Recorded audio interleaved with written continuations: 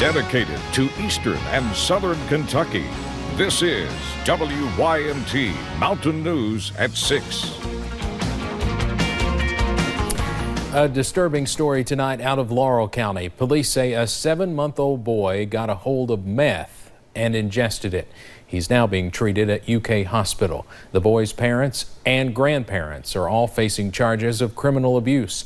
Laurel County deputies tell us the boy's mother, Lindsay Browning, admitted to using meth while taking care of the toddler. The family tells us they don't know how the boy got the drugs. WYMT's Phil Pendleton talked to the grandmother from jail. It helps me clean to where I can clean my trailer real good and just keep my mind off my son. Linda Sue Mays admits to using meth, but she says she would never use it around her grandchildren. I wish to God I never was introduced to it. Never. I didn't think it would ever be something like this. But this grandmother, the grandfather Russell Mays, along with the baby's mother and father, Lindsay Browning and Christopher Mays, are accused of criminal abuse because police say the 7-month-old ingested meth and is now at UK Med Center. There's something bad going on at that residence for sure, for the child to actually be able to ingest. I mean, why was the child, a 7-month-old, how could the child be in contact with meth in the residence? But sadly, pediatricians in Laurel County say this can be a common problem. I would love to say no, but we do see, at least on every yearly basis, we do see quite a few. The baby is at the neonatal intensive care unit at UK Med Center. If he recovers, doctors say that it's generally a long road to recovery.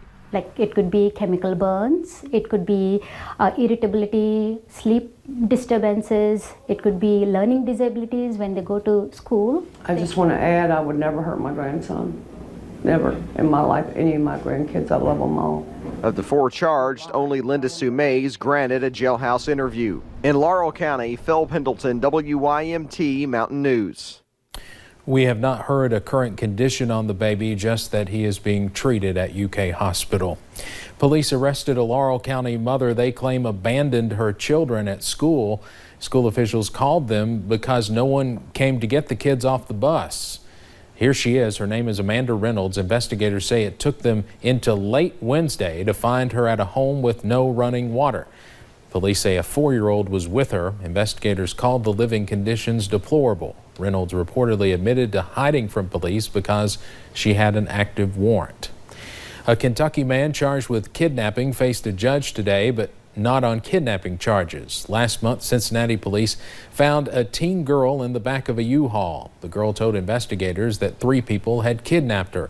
Carl Hickman is one of those people facing charges. Today, he pleaded guilty to drug-related charges. He'll serve 180 days before being sent to Knox County to answer to multiple charges, including kidnapping and human trafficking.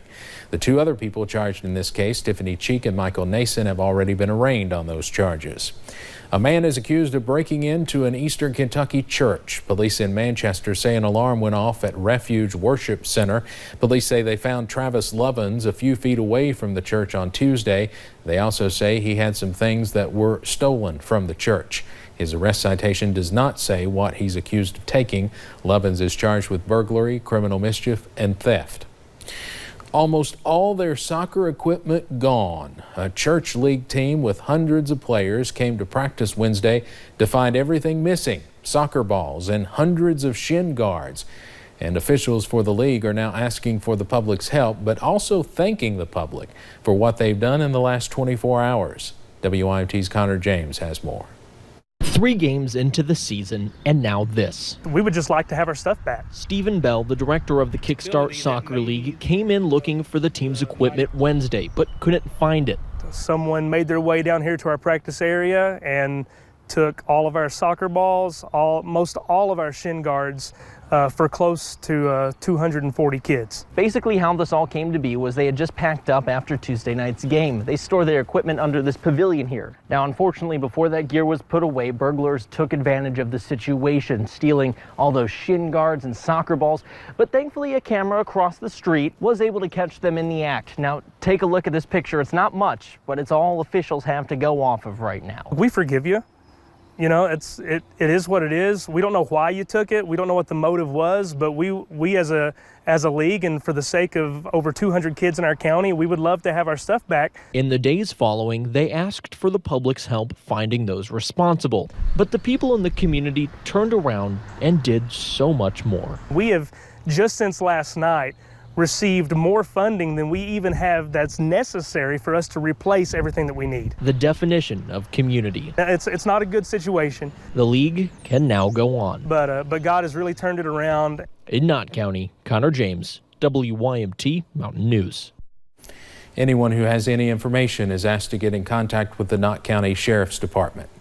In Harlan County, state police say a woman who tried to run from them and actually hit a trooper with her car is back behind bars. This is Abigail Thomas. She failed to show up to a court hearing for a case from March. She faces numerous charges, including first-degree assault.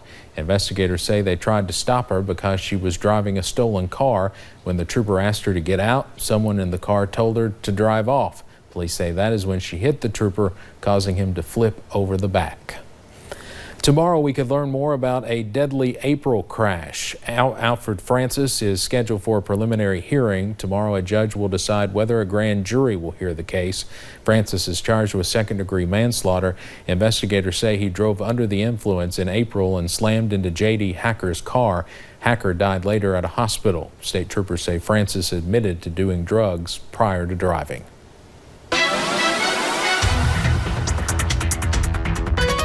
And we're seeing those showers currently moving into the area right now. Good news is there's just some light showers. You'll notice as we take a look at satellite and radar where we are seeing those showers that have moved into the area throughout the day. And as we scan the skies now, you'll notice just light showers starting to move into Clay County, soon moving into Leslie County, Breathitt County, and even over into Magoffin County as well. Temperatures anywhere from those low to mid 70s, but really compared to this time yesterday, we are a lot cooler, and that trend will continue. I'll have that and more coming up in just a few short minutes. Steve.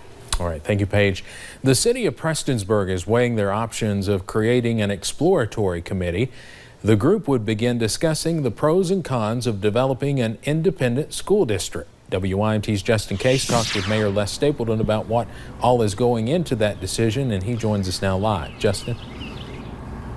Steve, I'm here in the city of Prestonsburg. Right behind me, you can see that is the Floyd County Schools offices. Now, you're right, I did talk with Mayor Les Stapleton. He says that he has no complaints. Nothing is wrong with Floyd County Schools or the superintendent. He says it's just time that they start exploring an option like this. Now, he tells me that this will be a long-term process, one that will really explore everything that goes into creating an independent school district. That includes exploring the idea of building new schools inside the city limits. Remember, there are currently 3 schools inside the city of Prestonsburg, but all of those are owned by Floyd County Schools. Now, if this idea does become a reality, school taxes within the city of Prestonsburg would then go to the new independent school district. That means that money could be taken away from Floyd County Schools. Independent school systems can work a curriculum a little bit different than what the state mandated schools can. So we're going to look at that, and it may not work out. It may work out. I don't know. That's why we're putting people together that has a lot more knowledge about it than I do. Steve, I did talk with the superintendent, Danny Atkins, from Floyd County Schools. I talked with him over the phone. He gave me a couple quotes. I'm just going to read them for you right now. He says, quote, "We will continue to do what's best for the students of Floyd County, to serve them as best we can, and I feel like we do an excellent job of that." He continued by saying, "We have a partnership with the city for school resource officers, and I feel like we have a good partnership," end quote. Now, Atkins did say that he is aware of the committee, but stopped short of saying that he's concerned about that committee. We'll have much more on this coming up tonight at 11. Steve? All right, I'm sure that will have folks buzzing over there. Thank you very much, Justin. A new shirt raising money for Senator Mitch McConnell's re-election campaign is causing controversy online. Here's a look at the shirt. It shows a faceless figure with cocaine, and underneath reads Mitch. On the back it reads cartel member. In a tweet, Team Mitch says it broke a single-day online fundraising record. The shirts appear to be in response to former coal executive Don Blankenship, who referred to the senator as Cocaine Mitch. In a response, Senator McConnell's campaign says no one has done more in Congress to fight drug addiction. It goes on to say, quote, "The irony of the nickname is part of what makes it so funny to so many Kentuckians."